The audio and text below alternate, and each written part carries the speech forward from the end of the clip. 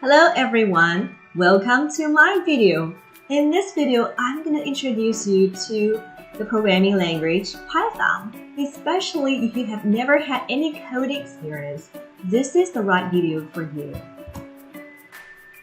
Usually, I got a lot of questions from my friends, and here are 3 common questions. First, why do we need Python? And second, what is Python? Third, how to learn Python. To address the first question, why do we need Python? Think about these 2 commonly used data analysis software. First, Microsoft Excel. Second, IBM SPSS. These tools are great for structured data. You can do a lot of data analysis inside them. However, they have limitations. Think about this example.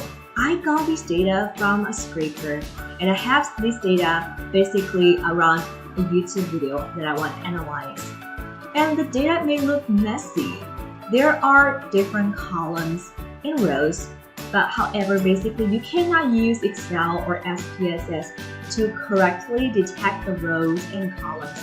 To import the data, basically you have to copy-paste the information manually into the right cell, which can be tedious. However, with Python coding, you can simply transform this text file into an Excel file automatically, and with the coding, the program basically can help to detect the right column and the right row correctly. And another reason is that if you actually have some comments on the video, let's say, you want to analyze the sentiments of the comments.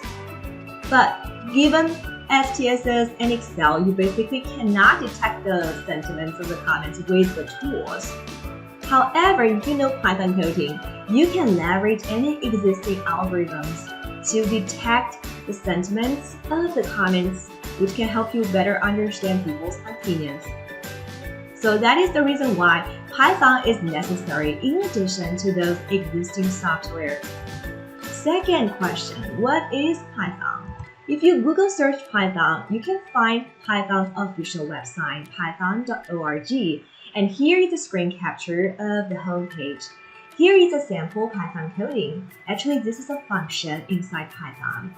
And on the website, Python is defined as a programming language that lets you work quickly and integrate systems more effectively. Yes, it is a programming language, but it's not as scary as some other traditional programming language because it has a lot of great features.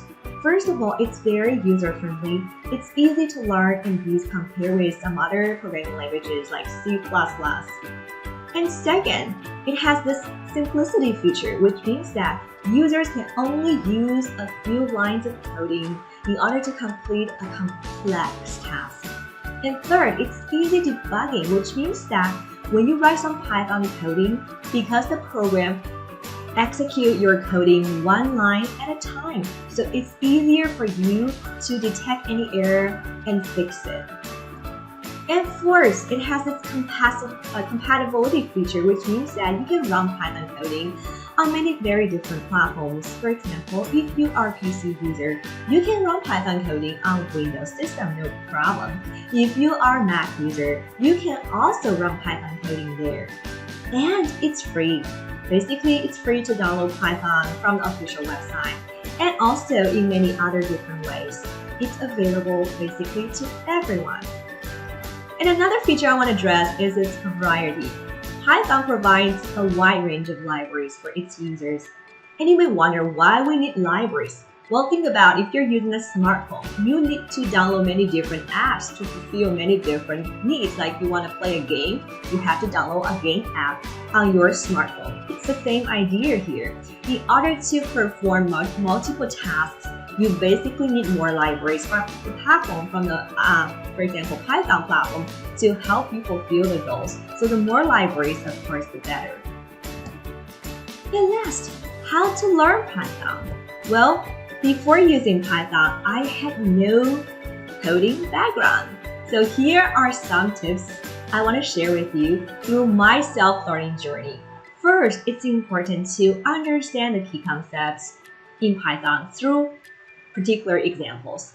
For example, the key concepts can include variables, data types, functions, while loop, conditional statement. All these are very important concepts. And second, we want to read many sample coding from others because we all learn from each other. And my suggestion is that read a sample coding like a story because any story has its beginning, middle, and ending part. So you want to read a sample coding line by line from the beginning to the end in a sequential fashion. And last, don't forget to practice. When you watch any Python tutorial, you don't just want to watch it, but you just want to open any editor and follow the sample coding featured in any video and get your feet wet and practice more. And try not to be ambitious. Start with something simple. So are you ready to follow me along the journey? If you have some interest, welcome to watch my next video. Thank you.